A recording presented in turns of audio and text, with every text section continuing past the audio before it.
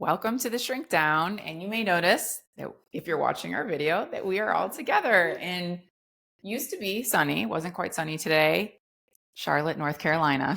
Hey. North Carolina. We are on our annual girl trip and we picked Charlotte this year. We thought we'd start off with talking about our favorite locations from our trips. Yeah, because we're all together. That's right. Who wants to go first? Wilhelmina, do you have it? I'll go first. Yes. It was a toss up for me between Austin and Savannah. I think I'm going to go with Savannah though, which was last year. Yeah. It was so beautiful, like the old school Southern. It just felt like something out of a movie. And you could just walk around and everything felt different, especially different than the Midwest. You know? Oh yeah, the trees. Yes, the trees, so pretty. I love. And like we had good meals there. We walked around. We saw cool things. Yeah, I feel like that is a highlight there. Yeah, I would agree. Mm-hmm. What about you, Terry? Mine would be Key West, which was, I was going to say Savannah because I liked the vibe. So I think if I didn't choose, since you chose Savannah, I would say Key West, which was 2019. Oh, okay. 2019. I believe so. Wilhelmina has a list. 2019. We stayed at a resort that Wilhelmina had stayed at before with her husband and kids, and it was on the beach, and it just was a really good, fun space to be in. I feel like we had plenty of space in the rooms we were in. Yeah. And I think it was nice to just relax and swim by the pool and go to the beach and then go do Key West nightlife stuff. Yeah, we did that Champagne sunset cruise. Yes. That was my favorite part of that trip. That was a good time. Yes. Lots of drinks. It was adults only. And we had decided that we were going to all dress in white. We thought, oh my gosh, this is going to be so cute. And then we showed up not really thinking it through. And we kept getting questions of whether it was a bachelorette party. And after a while we were like, yep, sure is. Yes, it is. Even though we had all been here for several years before that. So that was, I think when you show up wearing all white on a sunset champagne cruise, most people are going to make an assumption you're there for a bachelorette party. It's funny we didn't think about that beforehand. Never crossed our mind. We all looked really cute though. Cute little white dresses and be coordinated.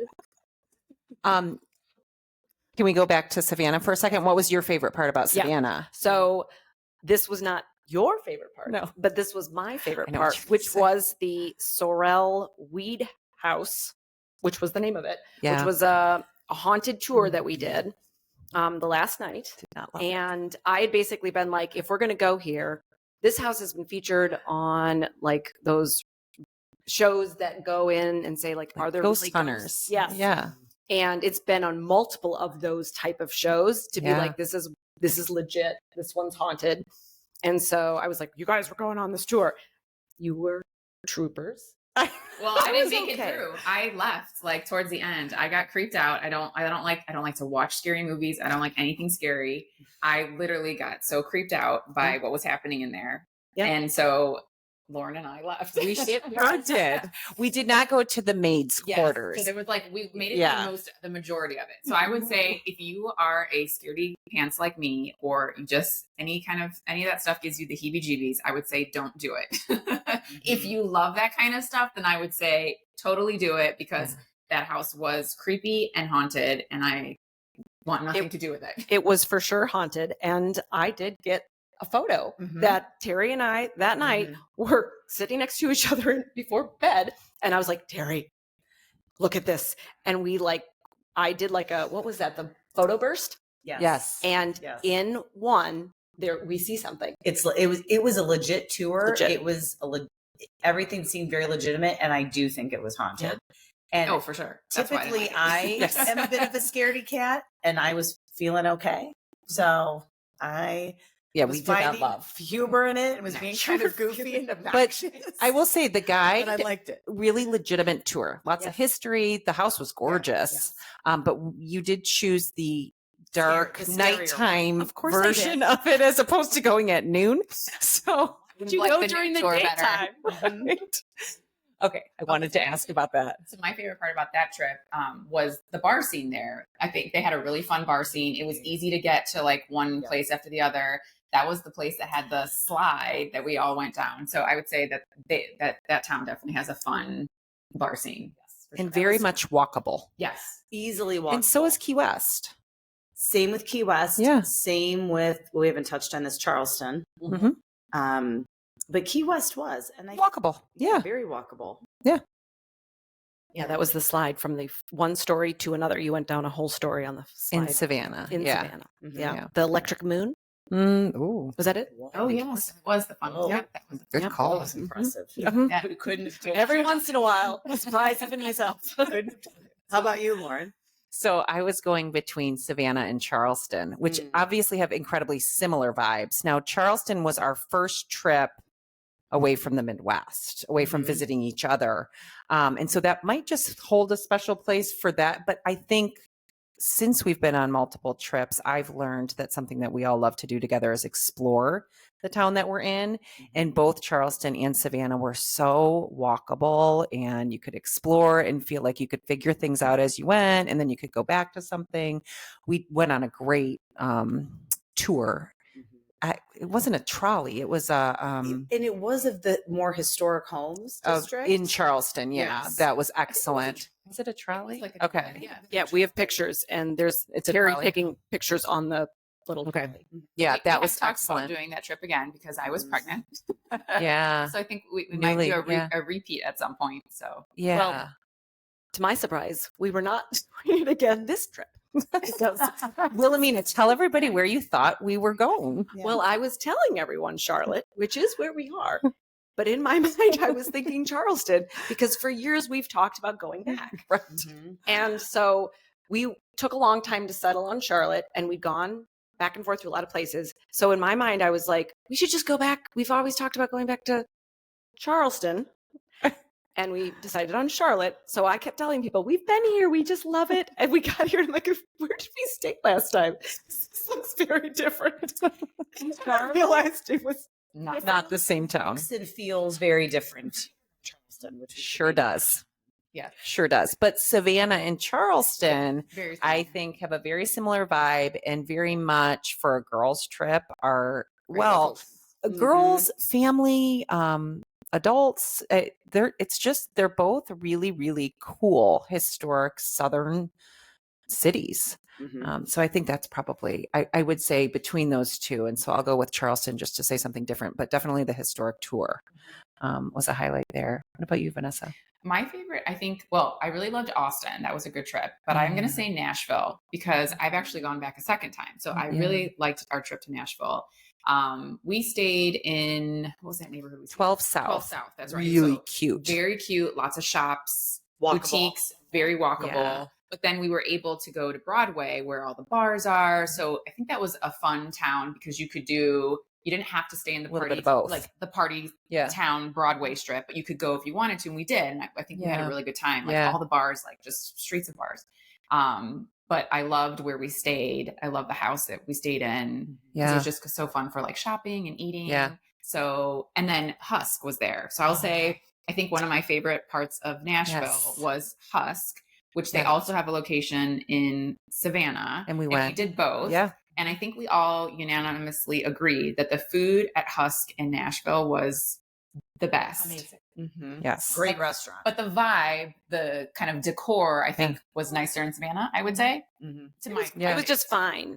The decor in Nashville was yeah. fine. Yeah. It was like stunning. Stunning. In Savannah. Yeah. Yeah. Mhm. So And we had our own little room. yeah. So if you like aesthetics, I would say that the Savannah wins. But if you're a foodie, I would say Nashville. So And I Husk. do that remember was the a- food being really good. And that was a recommendation from my sister Beth. Mhm. So if she's listening, we loved Husk and Yes, went thank in you. 2 different towns. Good job. Good job, 2 Beth. different towns. Yes. So, what do we think of Charlotte, North Carolina, which is where we're at now? We've been here a few days. We all leave Yeah. tomorrow. I will go first. Try to make this brief. I also, I knew we were coming to Charlotte, but in my mind, it was a version of Charleston. It was a more And southern, Savannah, more southern state. than it is. Mhm. It is aesthetically not what I was anticipating or picturing. The layout, what we have learned is everything is very spread out. It seems vertically, and everything is a 20 to 30 minute drive away. It's not very walkable, and there's not really pockets of scenes, like a shopping scene, a bar scene. It's really come to this location and there's a few stores. Come here and there's maybe 4 bars or restaurants within any type of walking distance. And my husband comes here a fair amount and will for work. And he said to me today, it's sort of like Atlanta, the way it's set up. Yeah. So it's not what I expected. I think it's fine. I probably wouldn't choose to return, but that's how I guess. Vanessa said the same thing yesterday. This reminds me of Atlanta. And now, since you said that, I can't get it out of my head. You're absolutely right. That there's some you have to travel wherever you want to go, and it's a distance. It is so spread out. We went to a spa yesterday, and it took us 28 minutes at least to get there, and we were still in Charlotte. And 28 minutes by car.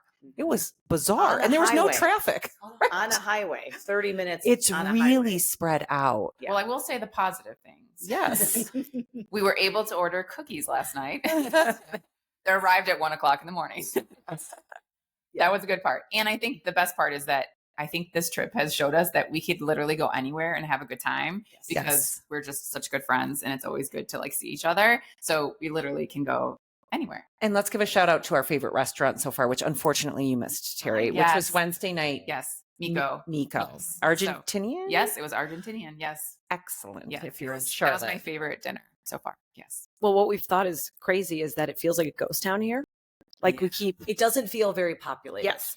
And we were out for dinner last night, and then we went out afterwards. And at some point I'm like, is there any place to go dancing?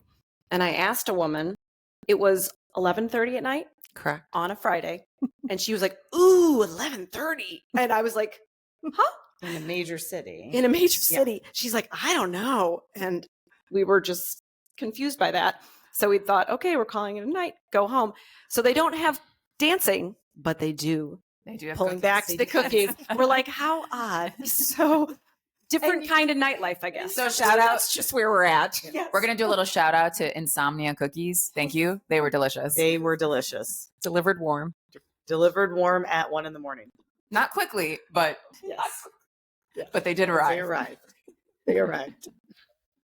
We really thought our delivery person had stopped at a park and just was eating our cookies. The delivery driver on the app was sitting at a nearby park for about 20 minutes. I'm like, he's sitting at a park eating our cookies. I don't think they're coming.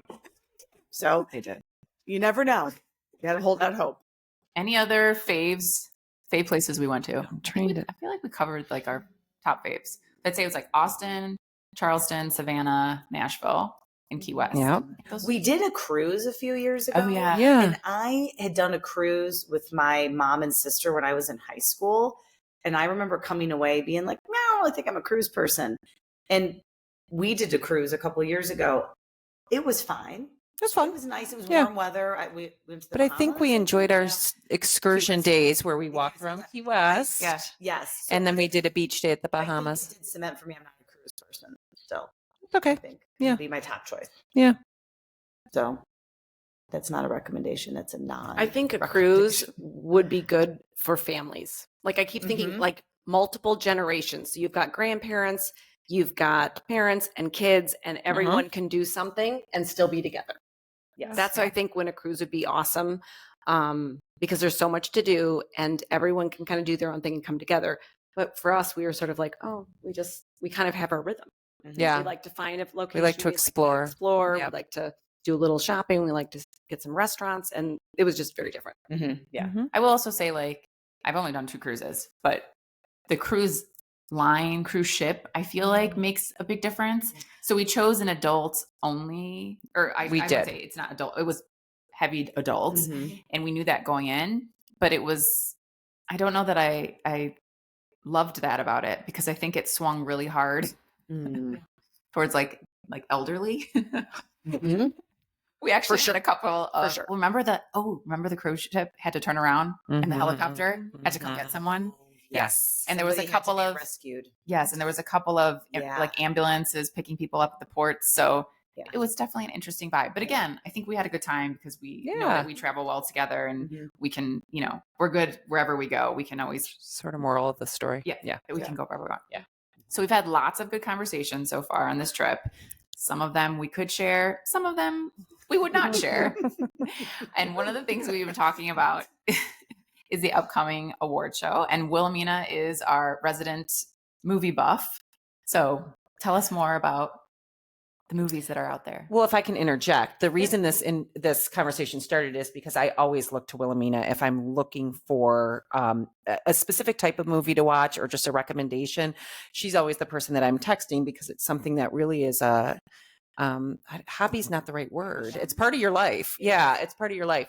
And so I was asking you last night to predict the Oscars, which will have aired by the time we put this episode out. But I always like to hear from her because then that helps if I'm going to, my husband and I are going to watch one of the movies on demand or once they're streaming. I know I'm not making it to the theater at this point. So I always look for your recommendations. And so that was kind of how we started the conversation. And then I was struck by the fact that I had not seen any of the Oscar nominated movies except for Inside Out 2. That's literally You haven't seen Wicked. You haven't seen Wicked. I haven't seen Wicked. I haven't seen any of them. And so that was what kind of prompted our conversation. And how have you been doing? You have seen them all? Well, Best Picture nominees. All but one. So there's a foreign film called I'm Still Here. I couldn't find it. Like we couldn't get it out to the theater and it wasn't even like widely distributed and it wasn't streaming. And so how does something like that get nominated? I don't know. I mean, the reviews are phenomenal, but we couldn't find it. What keeps you engaged to watch them and finding the time? I think too, which I think that was probably a whole different conversation. But I watched 3 in the last 2 days before we left because I was like, I got to get them in, and including The Brutalist, which is 3.5 hours. The Complete Unknown, which is 2.5 hours, and Nickel Boys, which is 2.5 hours. I did that while I was getting ready for this trip, just to get them in. Okay, so this will come out after the Oscars air tomorrow night. Yeah. What do you think is going to take Best Picture? So I think you would ask me, and I think I would say The Brutalist. But then I just saw today the SAG Awards, and then Conclave won. So the SAG Awards are good predictors of the Oscars. So I do think it's a Conclave or Brutalist. I think that's what it's down to. Okay. So if we had time next weekend with our husbands to watch an Oscar nominated movie, what would you suggest? I'm going to suggest either Anora. Oh, okay. Or Conclave. Okay. And are those, do you know if they're both available? Not that we can't Google. Anora, I mean, they're both available like streaming, rent, or yes. Okay. They're available to rent or own. Streaming wise, yes. Okay. And the Conclave is maybe somewhat timely because the Pope's not doing very good. Our beloved Pope. Yeah. It's very good. I thought it was going to be sort of just a movie about the Catholic Church picking their Pope, but it was much more dynamic, much more, there was mystery, and it was very good. Yeah. And Anora is a movie unlike anything I've seen. It is, I mean, it is about a stripper, so there's a lot of nudity and sexuality, so just be prepared for that. But it's very good. Okay. Very good. Okay, so let me ask you a question. And I don't know if you'll have an opinion on this because this is something that you're so passionate about. But do you think there's been a shift in the amount of people watching Oscar nominated, or caring about the show? Or do you think there's been a shift in that? Yes. I mean, there has been, I think. Okay. Why? I think that we've had a couple factors. I think one, they used to have 5 movies nominated. Oh, right. And then they expanded it, which they thought was going to be good because then they could diversify. Yeah. And they could have kind of maybe a blockbuster in there and not just like a Wicked. Yes. Okay. Yes. I think it watered it down. I think it's too many movies. Yeah. It's a lot of movies to get in. I try to watch all of them before the awards show. It's a lot. Yeah. And especially if you're waiting, they don't often announce them until a month or right before the Oscars. Well, and this year was delayed because of the fires. Yep. So I think the theory of expanding it to 10 was great. Yeah. In 10? There's 10? There could be up to 10. So they're flexible, but a lot of years it's been 10. This year it's 10. It's a lot. I mean, it is a lot. Stupid. I think COVID. Absolutely. Yeah. Anyways, continue. Yeah. I think COVID changed how we watch movies. Yeah. So I think you had to go to the theater or you'd wait for stream, but like streaming became so big. Movies went directly to streaming during COVID. And then that sort of changed the game. I think people stopped going to the theaters as much. I mean, I know I always went to the theater. Yeah. I mean, from kid on, theater. And then COVID, now I am sort of like, I might just wait for the theater for it to stream. Right. And I used to be like, I need to see it opening night. And now I'm like, I'll just wait a couple weeks. It'll be on streaming. Okay. So now let me ask another question. Are you guys watching the Oscars? Do you care? I will watch the pre stuff, the red carpet maybe, and maybe some highlights, but I'm just trying to think of what we got to. I think it won't be the center of my evening. Yeah. If I have to think about what we've got like sports wise and other stuff tomorrow when I get back in town. But if I'm home and I can put it on in the background, I will. And then I'll probably wait for the highlights, as the week goes on. But there is a part of me that still wants to see what people are wearing and how they look and who shows up, who doesn't, dates, etc. Just the scene, I think, is still interesting to me. Not like it used to be. But there's very few live events like that anymore that everybody can kind of get around. It's like the Super Bowl. I don't watch it. Have you ever? I used to watch it. I feel like now you don't have to watch it because of social media. Yeah. So like if you see clips, you read articles, like you don't necessarily like if you're interested in the fashion, like you don't necessarily need to watch it anymore. Yeah. You can hop on someone's, does social media feed and like see all the outfits. So I feel like that's like you're not forced to watch it if you're not super interested in like the movies anymore, or, that sort of thing. Similar to the Super Bowl, where now I don't care about the Super Bowl at all, but I love the commercials. Now I don't need to watch the Super Bowl for the commercials because they air them ahead of time and they air the best ones afterwards. So I didn't miss anything. Yeah. Right. I still usually do watch it, but I wouldn't have to watch the commercials. See, I feel like I can't watch shows like the Oscars anymore. And this could be a product of me getting older, but I also wonder if the tone in Hollywood has changed. I don't know. And maybe I don't know if you can recall this or not. We probably could ask somebody older that's watched it for longer than we have. But like the self-importance of the people at the Oscars can be any award show can be a little tough to like when they are keeping it to like the product that they're winning for. But when they go off on tangents about things that they're preaching to us, I have a hard time spending my time listening to that. So that's when social media highlights become very helpful the next day, because I don't want to spend my time having somebody tell me. And I'm going to word this a little more politely than my husband does, but when those award shows are on and my husband wanders by or sees him in the room, he's like, they are just patting each other on the back. Yes. This is just one big fill in the blank fest. Yes. He's like, it's gross. That's what it is. I feel you like feel it. You feel disillusioned. Just like you're congratulating. It's art. It's wonderful. It is not this massive, significant contribution to society that some other professions are contributing that are not valued in that way so publicly. I mean, I guess because this, like literally, I always say the Oscars are my Super Bowl. So So one, I of course will be watching. This is the first time in years that we won't be having an Oscar party, but we used to have, an annual Oscar party. Oh yeah, I've been to it. Yeah.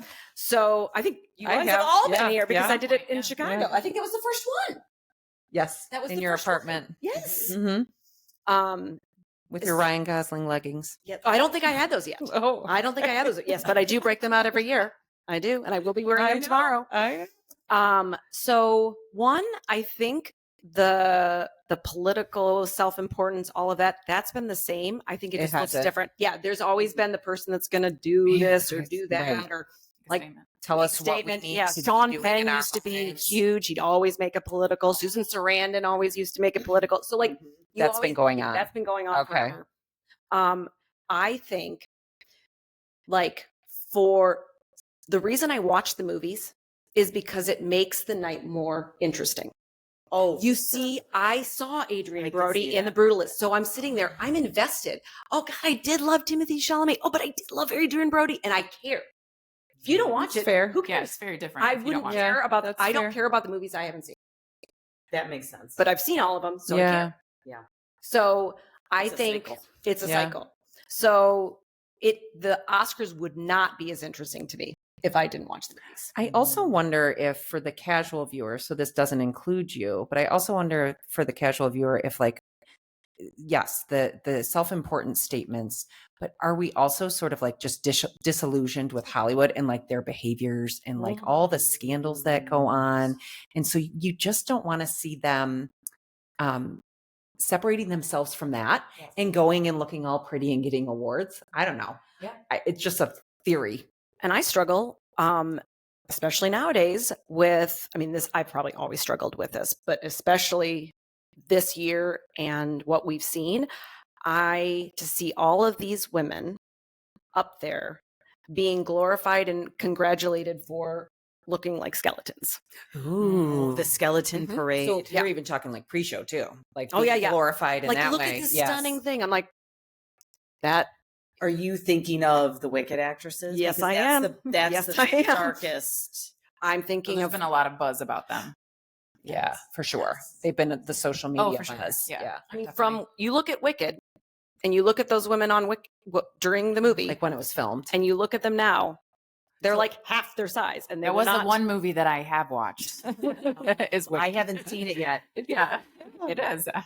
So It was actually very good, and I liked it. But yes, there's been a lot of buzz about them, kind of their behavior, things that they've been doing that are kind of, I guess, odd would be a good way to describe it. And then also like how they look. See, they're shrinking. Yeah. They're shrinking before our eyes. And they're not the Well, only it's ones. not just them. Yeah, there's not. They're just a good example. Demi Yeah. Moore. Demi Moore, Zoe Saldana, she's always been, but like, I mean, seeing them at the Golden Globes, Women who've I was always like, been what is going on the thin side. Yes, they are are like skeletons. disappearing. I saw an article that said that there is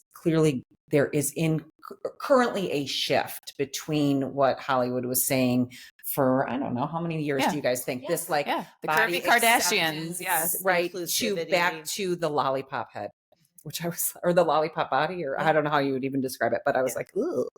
Well, I think it's things like we've talked about, like Ozempic and all these kind of new ways that you can get thinner. And I don't know if these people are doing that or not, but it seems to be like a shift now from what we, we're kind of not shifting away touting from that. And now it seems like we're glorifying that again, because so many of these actresses and, famous Hollywood people are kind of sporting that look now again. And they're going to be, The I waist. imagine, tomorrow night walking the red carpet, Absolutely. being interviewed by the, whatever media people saying, you look so beautiful in your dress. You look stunning. Nicole Kidman, another one. Oh, Yeah.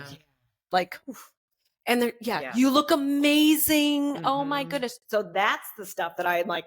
That's hard to watch. Okay. that's hard to swallow. And I try not to comment on stuff. So Maddie's going to be watching, my daughter, and I don't try to comment on anything, but Right. it's like Right. cringy. Yeah. Like, I'm like, oh. And you do have to be careful. So an example was, Tom Brady does, the former, NFL All-Star quarterback for the Patriots, does football commentating now. And I hadn't seen him until this past season. Right. And I walked by the TV and my kids were in the room and I went, whoa. And I made some comment like that. And my husband kind of looked at me like take it down, the boys. And one of my kids was like, what? What was that for? And I was like, oh, just Tom Brady. But like what? They wanted to know. And I was like, he just looks different. He just looks different than I remembered. And I had to be really cognizant of that they're watching, they're listening, and it's such a visual. And then not only is it me just having those thoughts and commentary, it's the people around when you start having that commentary. Like, are you going to be with your husband Owen saying, "Oh, did you see? Did you see on the screen?" We will just give each other a look like. But you know what? I think it just highlights like all of these little pieces we're talking about it highlights that we don't put these people on a pedestal.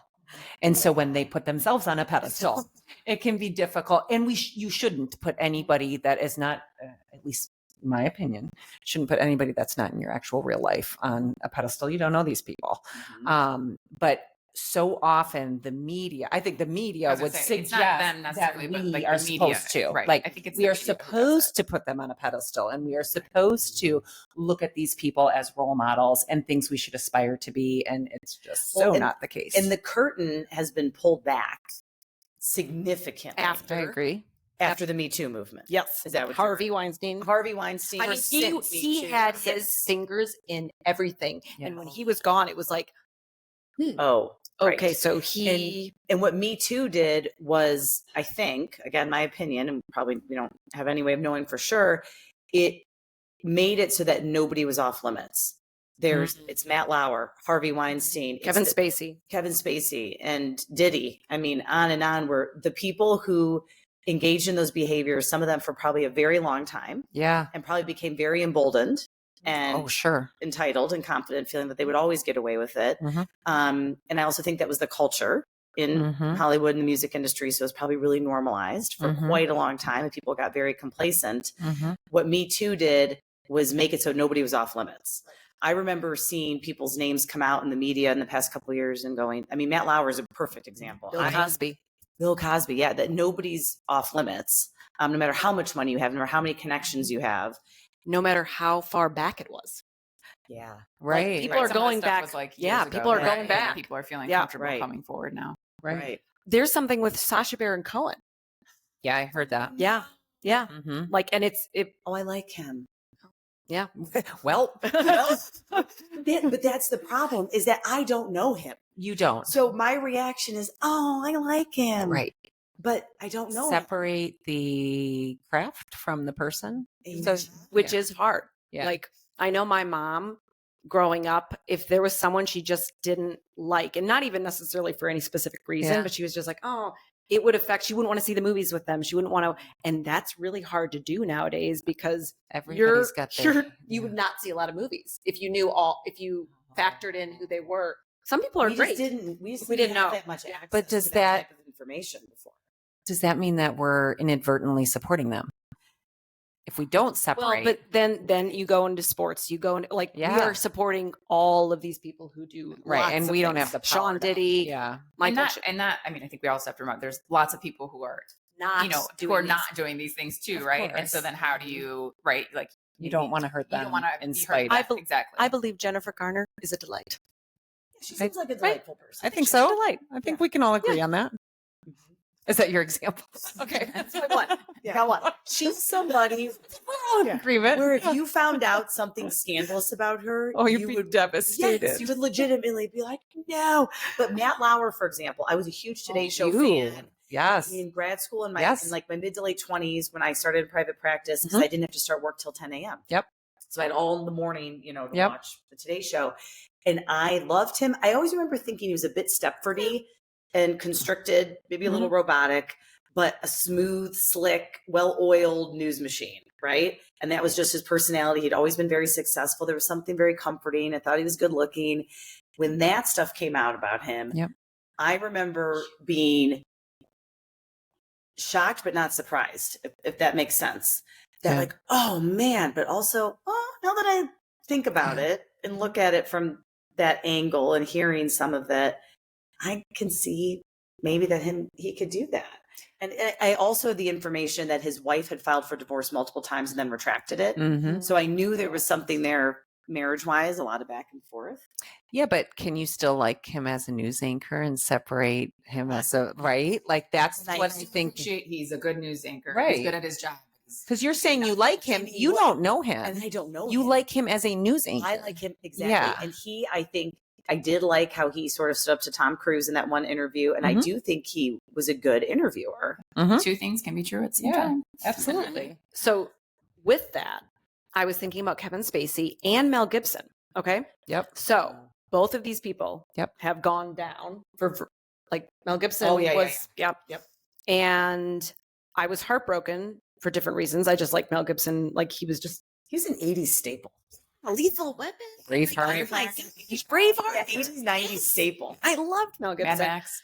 And now you'll see him occasionally in these like movies and I have no interest And it's weird because one, they're not great movies. So it's not like I feel like I'm missing something, but I'm a little bit like, oh, I don't know. And Kevin Spacey, I was heartbroken with that one because he was such a good actor.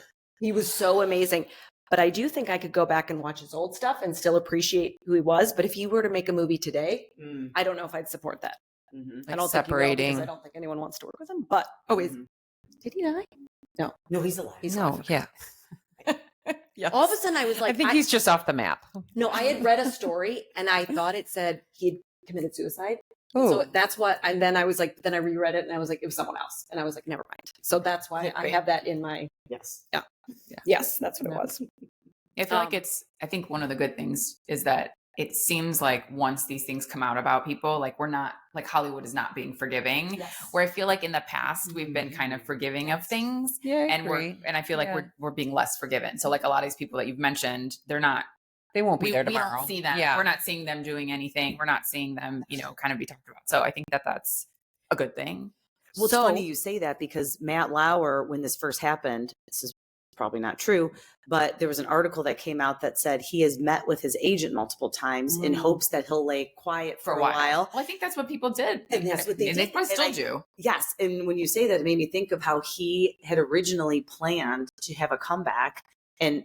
But I think that's not a possibility as much anymore as it used to be. I think that's why we haven't seen or heard from him. It's been years. Rob Lowe and Robert Downey Jr. both went through some real rough things. Robert Downey Jr. Yes, there were scandals and all of these, and like they are now adored because they owned it. Because one of them had like at least publicly, there was like a porn video. Oh yeah, I think that was Rob Lowe. So I think yes, but he's now. But I think people also categorize behavior, like, right? Like people who are like absolutely drug using, you know what I mean? Like feels very different than and they get clean, manipulating people and taking advantage of people who are in positions of less. Yeah, people. I mean, who are who are so right. I feel like that could play a role too. What is it that you've done? The offense. Yes, right. And people's willingness to forgive that behavior. I agree. Now I have a question for you guys. So when it's something completely egregious, Matt Lauer, Kevin Spacey, Diddy, Weinstein, like those, Bill Cosby, there's a lot. Okay. Those are on one end of the spectrum. Like there's not really, but then you've got this cancel culture where something comes out about something and then they're done. Like a comment they made. Yes. But is that this? Should that be this? No. But it's almost like it can be. And then it's like, okay, that's too much. Right. People they're humans and they do and say things and are allowed to make mistakes. So where's the line? Where's the line? We know this is over here, but there's what's really tricky is my personal opinion is that there is so many shades of gray and things are so complex and nuanced, and you have to take every situation as an N of one and look at that particular situation, all the contextual variables, the people involved, the environment, everything that you have, at least information you're privy to, that you have access to. And I think look at it on a case by case basis. But I often think of this quote, and I won't say it verbatim, where George Clooney has said, when you decide to pursue this as a profession, or you are found and it works out for you, part of the deal is you are out there and you are putting yourself out there for exposure, for criticism, for praise, for appraisal. He said, it is the deal. He goes, if you don't want to be a part of it, you live in New York, you live in Lake Como like he does.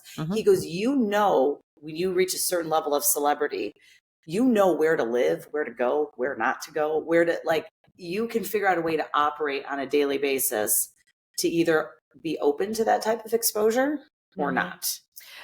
So basically, when you become big Hollywood, you're essentially becoming like royal family, and you follow the rules. And if you don't, you have to learn to deal with it. It's a choice. Yeah, it's a choice. That's like any other profession. And I feel like for some people, the mentality is there are no rules. Right. And that's part of the problem. Those extreme is like, well, once I get to that level, there are no rules that apply to me.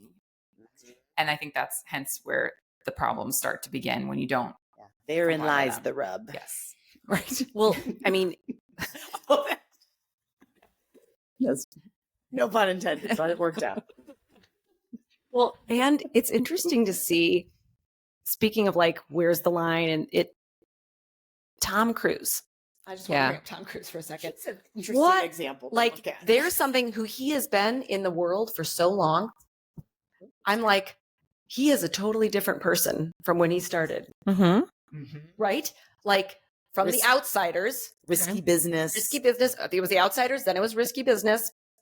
And who he was then to this person now. And it was like, sometimes I just think they're in this world too long and they go crazy. Like they literally, like, they don't even know what it feels like to be normal. So then rules they of normal people go buy paper don't towels in 40 years. People only agree with them and say they're amazing. Yes, people, yes, people, yes, people. So they're like, they never developed that prefrontal lobe, which we all know helps you with decision making and problem solving and things like that. If they get famous that young, they truly have never had to allow those neural pathways to grow. And so they don't. Perpetual 16-year-olds or whatever. They stay in that stage of development. And that's why when you see him at 54 or something acting, jumping on the couch, right? Or making choices that are inconsistent with what you'd expect at that age level, it's because developmentally, these people are the 16-year-olds that they were when they got famous. Do you know what that reminds me of? And I'm pointing to you, Lauren, because I think we found this research together at some point. They're based on Piagetian theory. So Jean Piaget, developmental stages of development. Yes. That most individuals, and I couldn't give you a stat, but most individuals never reach formal operational thinking, which is Correct. the final stage. Final stage most of development. People only achieve formal operational in their profession of choice. Yep. So they can be an amazing engineer, architect, stylist, therapist, fill in the blank. Actor, police officer, etc., business owner, because they have dedicated so many hours of lived experience to that profession. So they can seem very efficacious and skilled and successful, good problem solvers, but then they can sort of suck in those other domains of their lives because they haven't fully developed that, whether it's marriage, relationships, being a community member, a parent. And if you're catered to like they are in Hollywood, in all of those other areas, why would you have to ever utilize those pathways and develop growth in those areas? You just assume that. I don't even know if you're aware. No, I don't think so. I think they're aware. To your point, what you were saying is like, well, like the celebrities that are like, oh, I don't have nannies or whatever. And I'm like, but you've got something. You're not. They might have a personal chef and a home organizer. And house cleaner, personal chef, someone to run all your errands. There's no one titled nanny, technically. So they're able to stand by that as a truthful statement. Be with their kids, but then they don't have to. I have to be with my kids, and I have to pick up groceries, and I have to do laundry, and I have to. Yes. We saw on this trip the first night that we were all together. We watched a movie on Netflix. Yes, Always Be My Maybe. Very good. Very good. Adorable. Very good. We all liked it. And Keanu Reeves had a little bit more than a cameo, but kind of a cameo in it. Yeah. And the reason I had watched this movie years back was because his cameo had been written up. And Keanu Reeves is playing himself. But he's clearly playing like a heightened version, caricature of like the Hollywood, the crazy Hollywood. Yes. And it is hysterical. Yeah. He's great. He's very great. well done. By the way, there's a good example of so far. Oh, yes. So far, I'm knocking on wood. Yes. No, don't say it. I won't say it, but it's still a Point Break. Somebody that appears to have like grown. a Jennifer Gardner. Jennifer Aniston. That's all I'll say. You're right. People talk about Keanu. People who talk about him and know him really kind of say it's what you see is what you get. He's not. I wouldn't say he's normal, but he's Hollywood normal. Like he's normal for standards of seems like a good human. Yes. I mean, I think if you put it all into perspective, like you just said, Hollywood normal. Yes. Hollywood. So we put this all into perspective, and we don't elevate these people in the way media would like us to. And then it's okay. You can look at the pretty dresses and call it a night. Yeah. Enjoy for them for what they are. It's not all or nothing. It's watch if you're a movie buff. It's the same thing as watching sports. Exactly. Then you get into what it is. I mean, do I want to be friends with Travis Kelce? I mean, maybe I do, maybe I don't. But I'm like, please. Maybe not a good example. I'm sorry. I'm a big Travis. Well, Tom Brady. Terry would. I would. See, Terry would. Tom Brady. My husband would. No, Brady Tom doesn't Brady. do There it we for go. me. But he was an amazing football player. Yes. Yeah. Do I I want want to what like, Terry was saying. Like you can be amazing. You at can- something and Not elevate that person and suck it up. Yeah. Well, yeah, you Yeah. can not be a good person in other kind of realms of your life. You can be a great dad and a crappy husband. Yeah. Vice Yep. versa. Yes. Yep. Yes. I mean, you're right. Look at there's- any. Two things can be true. Yes. Yeah. I mean, the joke in our profession is, of course, that like, oh, therapists, we should have like good, whatever. And like, isn't the joke in our field like Right. Like we're supposed to be the Oh, perfect doctors picture of make mental the health. worst patients. Yeah. That's Yes. true Yes. in every. I know where you're going. See you. Yes. Or like even raising our kids, we'll talk about it. We're like, oh, we're getting in our own head because like we know, like you guys see it with like testing, like you see so many things that you're like, We wait, have to take off that hat. yes, Yeah. it's hard sometimes. Yeah. And you're like, okay, step back. Mhm. That could be a whole nother conversation. Oh, absolutely. Any other thoughts on today's topic? No, No. I would. We're gonna enjoy the rest of our time here. Yeah. in Charlotte. Yes, our last night in Charlotte. Our last Yeah. night in Charlotte. Thanks for joining us on the Shrink Down.